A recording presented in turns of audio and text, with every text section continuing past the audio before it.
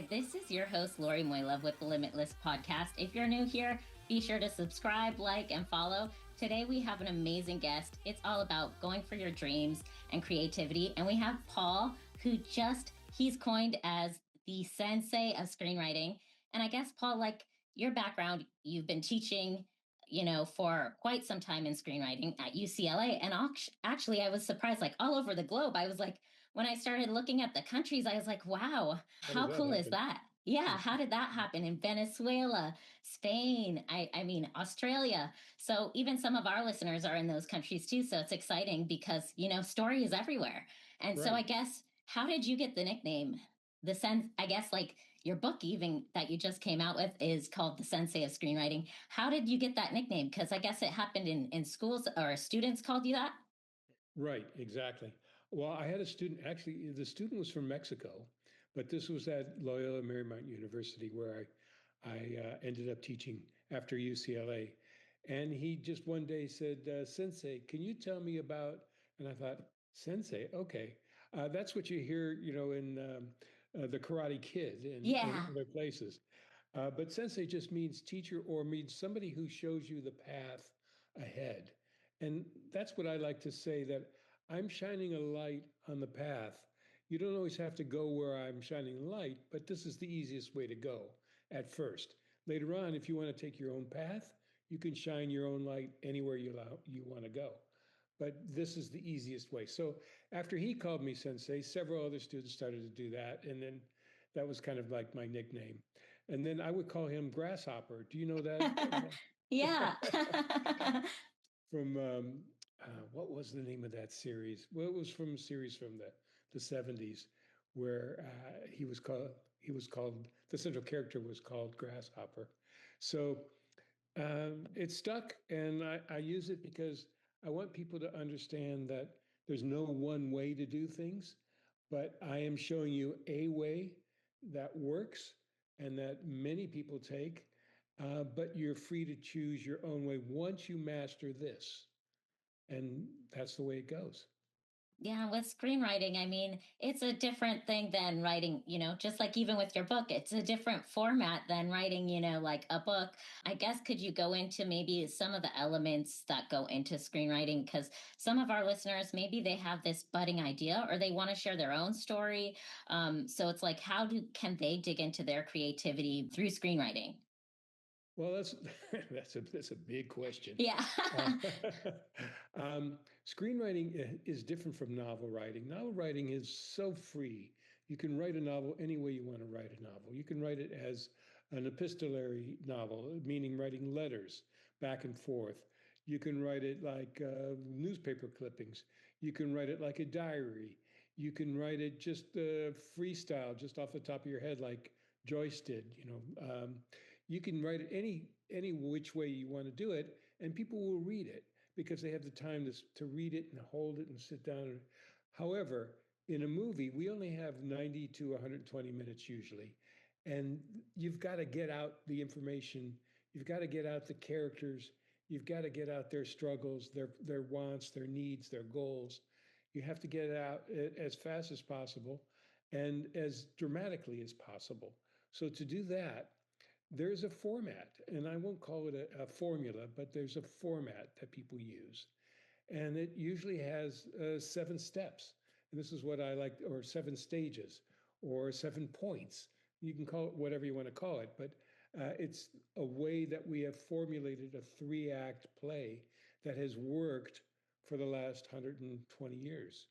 And since it's worked, that's the way most people approach a screenplay. If you approach it another way, you may or may not be successful in that, and people may or may not understand what you've done. That's not to say you can't do it that way, because there are movies that are done that way. That way, meaning completely crazy or completely different, like Everything All at Once. What was it? Everything Everywhere All at Once. Who knows what they used as their guiding light, but it was kind of crazy. And still, I loved it. It was fantastic. So it's a good movie because it shows you something different and something new. But when you're first starting out, it's a good idea to use the traditional screenplay format. And that's what I talk about in my book. And let me just show you the cover of the book. Yeah. There it is, the screenplay, Screenwriting Sensei, and it's available from mwp.com or amazon.com right now. So you can get it. It officially publishes September 9th, but it's available from the MWP website right now. And I love how Anyway, you picked a crane. I guess how did that kind of, because I would say crane's very detailed, and I would say even screenwriting is that way. I guess is that kind of how you selected that? well, I didn't select that. They have a great designer of book covers, and he came up with that. This is an origami crane. So not only that, it is from a page of one of my scripts. Oh, So that's cool. I don't know if you can see that, but Yeah. there's writing on the page, and that's from one of my scripts, from The Wedding Dress, as a matter of fact, Oh, awesome. which I wrote and directed and is available. Anyway, yes, he chose that, and I thought, wow, what a brilliant idea, because it's taking something, a piece of paper, and making it into a piece of art. And that Mm. is basically what screenwriters do. They take a piece of paper, they write words on it, and then directors take that and they make it into a piece of art. So Yeah. it was a brilliant idea. I give credit to my publisher, who always chooses the best um, artists to do their book covers. Awesome. Yeah. And I know, like, even your background, let's go to some of, we even have younger folks. You started doing plays, like, I guess it was at age 11, and they were saying the studios that was too old. Like, I guess I just was shocked on that. So I guess, can you tell me how your creative journey started? Because a lot of our listeners, they're at various ages and different stages of where they are going to dive into screenwriting. I guess, can you share, like, even at age 11, what were you thinking creatively? Sure. Well, at age 11, I was supposed to be giving a report on how cavemen and women lived. And this is funny, I haven't thought about this in a very long time. And I remember gathering a couple of my classmates in the cloakroom, because that's where we had to rehearse in the cloakroom. This is back east in Cleveland. So we had a cloakroom because it was cold and we had to hang up our jackets. Uh, and I gathered them there and I said, here's what we're going to do. Instead of just talking about how cavemen and women did things, we're going to do it. And we're going to pretend that we're making our fire and we're cooking something and we're making clothes and we're going to. So I did a little play then. I didn't realize it was a play, but that's what it was. And then later on, I joke about how that prepared me to read unsolicited manuscripts later on when I was working for Twilight Zone or for other shows and reading manuscripts that were sent in. Sometimes you think, what were they thinking? What? Please don't. Yeah, read it over before you send it to me. At least do that. Yeah. Because some people don't, and they don't punctuate, they don't write complete sentences, they don't do a lot of things, and they don't think about story. And that's the important thing that you have to think about before you sit down to write a screenplay. What is the story here? And let me define story for you. There's a person, the person has a goal, there's a wall between the person and the goal, and the person has to go over, under, around, or through the wall to get to the goal. So, in other words, there has to be something that the person wants, and that person has to fight to get it. And that is what movies are all about. Now, as it turns out, in the first part of the movie, the person thinks that they want something, and that's the important goal. But about the middle of the movie, they realize that's not the goal at all. What they really need is something else. And so the second half of the movie is trying to reach the goal of the need, whatever that person needs. So at the first part, it might be finding the treasure. But in the second part is what they really need to do is reunite their family. So you see the difference between a want and a need. Now, that doesn't mean you leave off the want. You might still get the treasure, but the real treasure is the family. That is the real need. So that's what I explain to my students, that this is the way that you approach things. It's always about the want and the need. And it's always about the conflict. And it's always about the wall that you have to go over, under, around, or through. Now, that happens in every scene as well. Every scene has to have conflict as well. And so in every scene, there has to be a barrier for your central character to to either go over, around, or across, or through, or whatever it is. Now, not every scene has a central character, but the central character of the movie, but every scene has a central character. So even though the scene is just about the antagonist or the villain of the movie, the villain has a goal, and the villain has to go over, under, around, or through the wall to get to his or her goal. Now, in the end, the villain fails, we hope, because in the final challenge, the protagonist overcomes whatever the wall is, and the villain, or the earthquake, or the tsunami, or outer space, whatever it is, they overcome that, and then they reach their goal. So I just basically told you the 7 points. I'll do it again. But the 7 points, let's talk about the 7 points of a film, and of a scene, and of a sequence. They're all the same. The first point is the ordinary life of the central character. So we see that character in his or her ordinary life, and we see what it is in their personality is preventing them from having the perfect life. They're greedy, they're self-centered, whatever it is. We see that, even if it's not a big thing, even if they're just a little bit selfish, we see that in the first part of the movie, the first 15 minutes. After that, then there's something called the inciting incident. And in the inciting incident, that's something that comes from the outside that affects your central character in a way that they're going to have to make a choice. For example, they lose their job, they get divorced, they lose an arm, they are in an accident, something happens to them, and they're going to have to make a choice. And the next part is they're trying to figure out what that choice is. And the third point of the movie is the end of Act One, when they make a choice. Here is my goal. Here's what I have to do to solve the problem that was created by the inciting incident. They create the want. Here's what I want to do to solve this problem. And then through the second act, they begin working towards that goal. And at the midpoint, they realize, that might not be the right thing. Something happens to them from the outside again. And they realize, maybe that's not what my real goal is. My real goal is something else.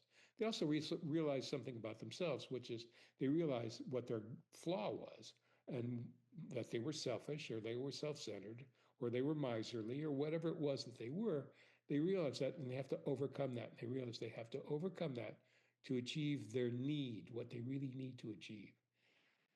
The fourth point is the low point, and that is when it looks like everything's gone to hell. There's no way they're going to reach their goal. And we've seen this in every movie you've ever seen. It looks like your central character is not going to reach their goal. And that tension is what makes those things really great. And then your central character has to work towards, he has to have a dark night of the soul where he kind of figures out, oh, what the hell happened to me? And then something usually comes from outside again to remind them of what their goal is. They see a picture of their girlfriend. Their best friend says, hey, Joe, you've got to save your mom. Somebody reminds them of what the goal is, what the need is. And then they have a final challenge. And that is the sixth point of your story. And that is what some other people call the crisis or the climax. That is when your central character overcomes the barrier that's between him or her and the goal. And then there's the return to normal life, where we see the character now able to appreciate their achievement and to appreciate the new life that they've created and appreciate having reached their goal. Now, people criticize Hollywood films for having a happy ending, but not every Hollywood film has a happy ending, but it has a satisfying ending where your central character reaches his or her goal. For example, Gladiator, which came out, 20 years ago, 25 years ago, something like that.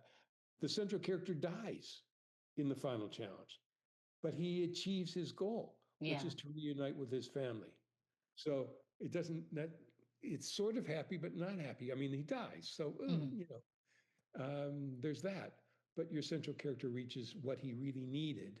And what he needed was to reunite with his family. So that's how a movie is made. And that's how every scene is made. Every scene has that.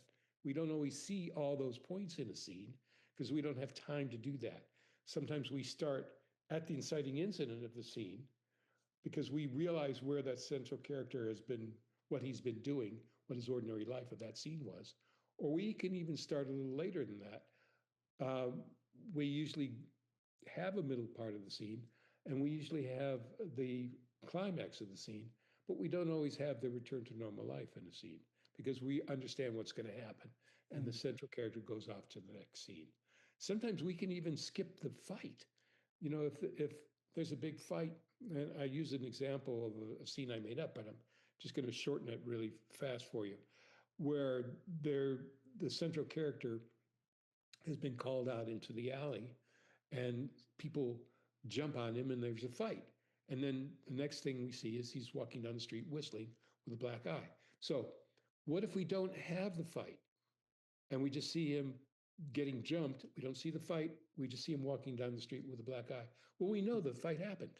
Yeah. So sometimes you can use a shorthand to move the scene along fast because the idea is to move fast. Every scene has to move fast, or you're stuck in a Hungarian film where where there's 3 hours of guys sitting eating. So, and there's a particular director I could cite, but I'm not going to do that. But anyway, scenes have that, and sequences have that. Sequences are groups of scenes that have a common purpose, and we see that all the time. And Thelma and Louise, there's great structure in Thelma and Louise, and their sequences are perfectly constructed with the beginning, middle, and an end, with the 7 points. Everything is there. So that's a very important thing to know as you're writing. If you start off your writing by thinking, well, there are many ways to start writing a script. There's thinking about a person that you want to write about, or thinking a situation you want to write about, or thinking about an idea you want to express. You can start all those using all those things, but you have to remember that you have to have a structure. Mm-hmm. And you find your structure by finding who your character is and what your character wants, and then what your character really needs. And then you can build your character, and you can build what is opposing your character, and then you start building your story. There you go. Yeah, and these 7 points, it's funny because I just watched K-pop Demon Hunters, and Mm-hmm. they were your students, I guess. So, That's right. and literally, I feel like after just watching that recently, and you talking about these seven, like I can see it now in the film, in the K-pop Demon Hunter film. Like I can see how that structure and foundation was put there, and I'm like, wow, okay, that was a perfect case study. They must have read your book before it came out. Well, they had my class. I'm trying to remember when they were in my class, but it was at least 5 or 6 years ago. I think it's a little bit longer than that. They're two brilliant young ladies. I mean, they really are smart, and they bonded in my class so much so that we always referred to them instead of Hannah and Danya. They called themselves Hanya. I love that. Yeah, they combined the word, and so I use that when I talk to them. And I just wrote them a congratulatory email to both of them, and I addressed them as Hanya. Oh, that's exciting. They were very smart. But yes, they learned the 7 points in my class, and I'm sure they learned the similar kinds of structure in other classes. Hmm. I'm not the only person that's come up with this kind of a structure, but I'm the one that defined it so clearly. So you can Hmm. say 7 points. Okay, do I have the 7 points? That's the first thing to do. Once you've got your characters, then you have to figure out what the barriers are, and then you have to figure out the 7 points. And then after that, it's if you look at screenwriting like building, you have to build a foundation, then you build the framing, then you build the walls, then you build the interior. Well, you do the same thing with screenwriting. You do the 7 points, then you build a beat sheet, which is a short description of each scene, and then you build a treatment, which is a prose description of each scene, but more extended, and then you write your screenplay. And by the time you're at that stage, it's pretty easy to do. You just fill it out. It's like filling Yeah. out because you've set everything up. You've made your structure. You've created your characters. You know where you're going. Your characters are talking to you because you've developed them so well by writing their full biographies. When they start talking to you, you just kind of sit there and you transcribe it. And that's the way it goes because you've got a guideline all the way through. You've got a perfect description, an outline of your story. And once you have that, it's a lot easier to write. You don't have writer's block. Right. Yeah. I think that's the thing. A lot of writers they're like, okay, I'm staring at the page and I don't know where to go. But if you have the 7 points, your beat sheet, your treatment, you're then kind of ready to go when you're like staring at the blank thing. You're like, oh, no, wait, I have the foundation. I'm good. And then you can start writing. One thing I have a question for you about, Paul, is like, I notice also you're very active with the Writers Guild and very much an advocate for writers and creating community. I was wondering if you could kind of share a little bit about creating a creative community and how, as a writer, to share your work and be creative and also be open to feedback. Because I think that's the one thing that I think sometimes writers are like, oh, this person gave me a note and I wasn't ready for that note. So I guess can you like share a little bit of your experience in that with creating creative community and also feedback? Okay. All right. Well, that's very interesting. I've done. I think I'll start with the seminars that I've created. And then I'm going to go to something that I'm creating right now in my own community. Exciting. So remind me if I forget, if I go off on a tangent, please remind me. During one of the classes I taught at UCLA's professional program in screenwriting, it was a rewriting class. And one of the students said, I'm so distracted by my home life and by my work and my kids and everything is the telephone and the movies and what I really need is some time on a beach in Italy. And I thought, oh, well, that's interesting. And then one of my students in the class said, well, my uncle has a villa in Italy. And I said, well, let's talk after class. And so from that grew a series of seminars that I gave in Italy, France, and Spain, where I would gather 8 writers, either from UCLA or just out there, people that got in touch with me, to go away for 2 weeks and live in a big house. We would provide all the meals. So then people didn't have to think about anything. They didn't have to clean their room. They didn't have to listen to their spouses. They didn't have to listen to their kids.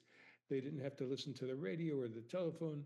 All they had to do was listen to us, all of the other participants in this, and write. So everybody wrote in the morning, and then we would have seminar in the afternoon.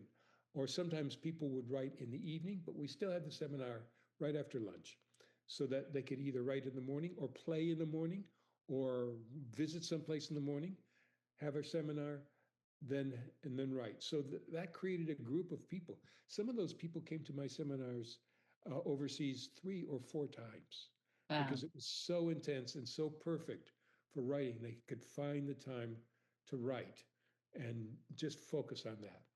So 4 years ago, I moved to Chapel Hill, North Carolina, after having lived in Los Angeles almost 45 years. And I love Los Angeles, except it's big and it's crowded and it's noisy and it's expensive. And my daughter moved to Durham, North Carolina, which is 12 miles from Chapel Hill. And she got married and she got pregnant. And we said, maybe that's a good place to retire to. And I retired from teaching. I had been teaching for 20 years. After 20 years writing, writing for television mostly, sometimes for films. So we moved to Chapel Hill. So about 6 months ago, my daughter's father-in-law said to me, and we've become really good friends. He's a great guy. He said, I've been thinking about, I've been listening to old-time radio dramas on Spotify. And I thought, well, that's interesting. He said, why don't you do a podcast of dramas, of your own dramas? And I said, that's a good idea.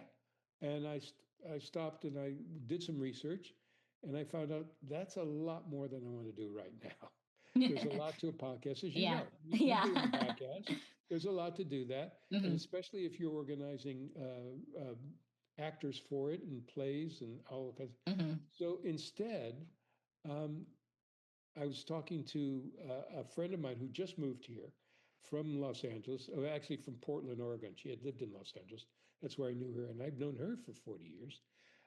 And she is an actor and dialect coach, and you've heard her voice 100 times. Did you ever watch G.I. Joe? Remember the cartoon G.I. Joe? The Probably. star is coming up. Or there was one Lightyear. Did you see this film Lightyear a couple of years ago?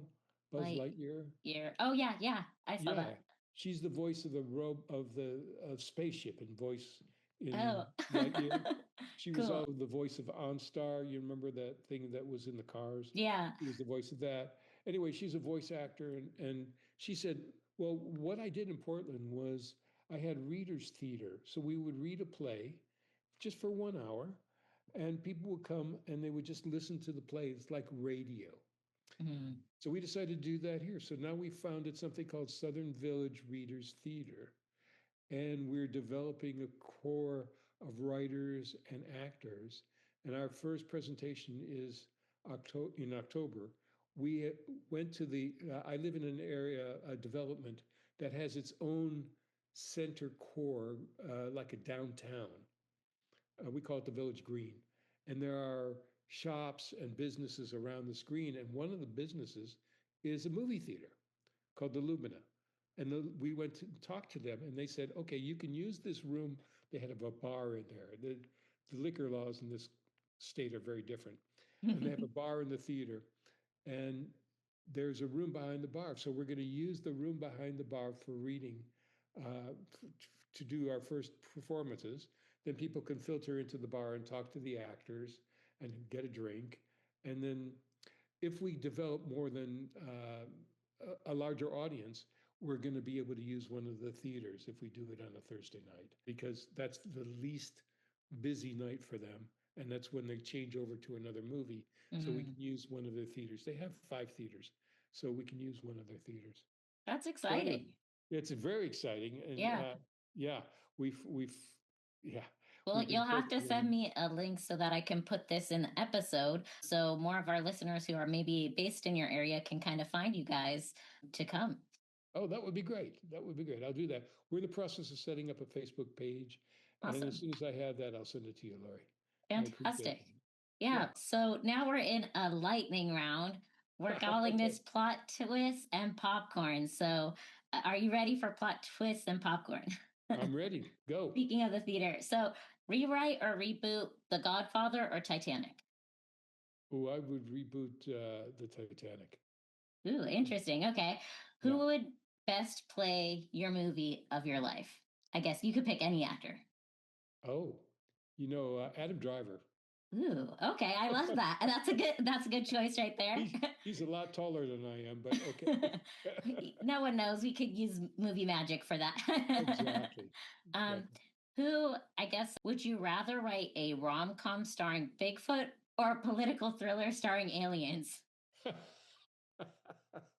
Well, we already have a political thriller starring an alien in our country right now, so I don't know if I need to write that. So it's writing itself, I guess. Yes, exactly. So 3 words that every screenplay needs. Conflict, conflict, and conflict. So it's a whole lot of conflict. A whole lot of conflict. Okay, name a movie that's like I guess a movie that you're kind of like you love it, but you're a little bit embarrassed to admit it. Oh, that's interesting. Well, I just saw one last night. It's called The Thursday Murder Club, and Okay. it's on Netflix. It's Helen Mirren, Pierce Brosnan. It's incredible. It's really fun. You kind of predict it, but it doesn't matter. It's great to see characters of that age Mhm. being smart. Ooh, I It's love really that. great. Okay. Yeah, I'm Yeah, going to have to check that one out. I haven't yeah. seen that yet. Just Oh, came out. okay. Awesome. Yeah. And then what about what's one, like if you could only pick one screenwriting software, because, we're now about software, what would you choose? Or would you choose Final Draft, Celtics, pen or paper? Where, Oh where, gosh, never use Celtics. It doesn't, never use it. It doesn't translate to PDF very well, and it doesn't have all the things that you need. I used to use script writer. Okay. Um, then I switched to Final Draft, Mm. and Final Draft does everything. Yeah. So there's no point in using anything else.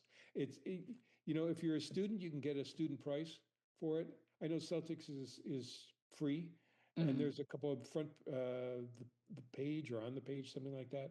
That's also free. Don't do that. Pay some Good, money. good It's to worth. know. Yeah, invest in your future. Yeah, I agree with that. Okay, what's the worst on-set snack you've ever seen? Being that you've Onset worked on snack. productions and stuff. Oh, let me think.